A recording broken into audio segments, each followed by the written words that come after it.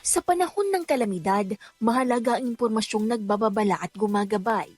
Ngunit para sa mga pamilyang direktang naapektuhan, mahalaga rin ang tulong na aktual na dumarating sa kanilang komunidad. Ito ang naging layunin ng RMN Oplan Tabang Relief Operations para sa mga pamilyang naapektuhan ng mga nagdaang bagyo, habagat at pagbaha sa Pangasinan. Mula sa Himpapawid, dinala mismo sa mga komunidad ang serbisyo. Sa pangunguna ng RMN Networks at RMN Foundation Incorporated, katuwang ang Metrobank Foundation Incorporated at mga staff at volunteers ng DWON 104.7 IFM Dagupan, grocery packs, tig-5 kilong bigas at malinis na inuming tubig ang inihatid sa mga apektadong residente. Sa loob ng 2 araw, umabot sa 1,000 na pamilya ang naabutan ng tulong sa Karanglaan, Mayombo, Herero at Poblacion Weste sa Dagupan City.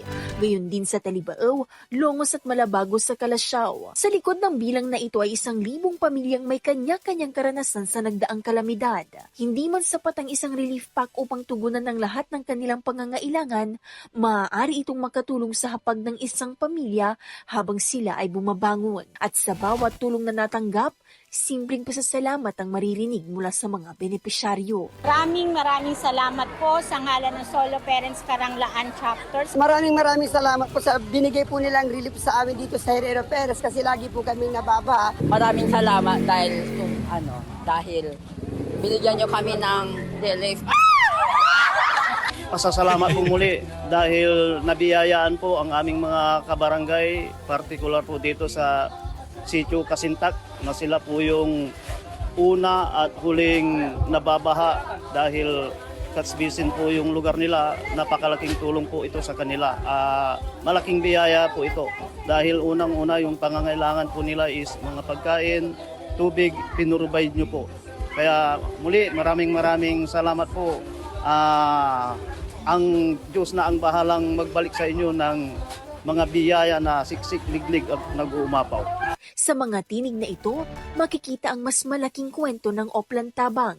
Hindi lamang kung gaano karami ang naipamahagi, kundi kung paano nakarating ang tulong sa mga taong nangangailangan nito. Kasabay ng ika-74 na anibersaryo ng RMN Networks, ipinagpapatuloy ng RMN Foundation Incorporated ang mga programang naglalayong ilapit ang serbisyo at suporta sa mga komunidad. Sa tulong ng mga himpilan nito, tulad ng 104.7 IFM Dagupan. Kaagapay ang iba pang mga pribadong organisasyon tulad ng Metrobank Foundation Incorporated na patuloy na nagtitiwala sa RMN sa paghahatid ng tulong sa bawat Pilipino. Sa loob ng 74 na taon, maraming bagay na ang nagbago sa paraan ng paghahatid ng balita at impormasyon. Ngunit nananatili ang isang mahalagang bahagi ng serbisyo publiko, ang pagiging naroon kapag higit na kailangan ng komunidad ang tulong. Mula sa pagbibigay ng impormasyon sa himpapawid hanggang sa pag-abot ng tulong sa komunidad, ito ang serbisyong publikong Tatak RMN. Hindi lamang naririnig,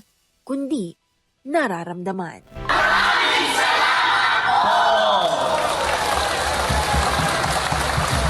Kasama mula rito sa IFM Dagupan, ito si Idol Joanna De Vera. Tatak RMN.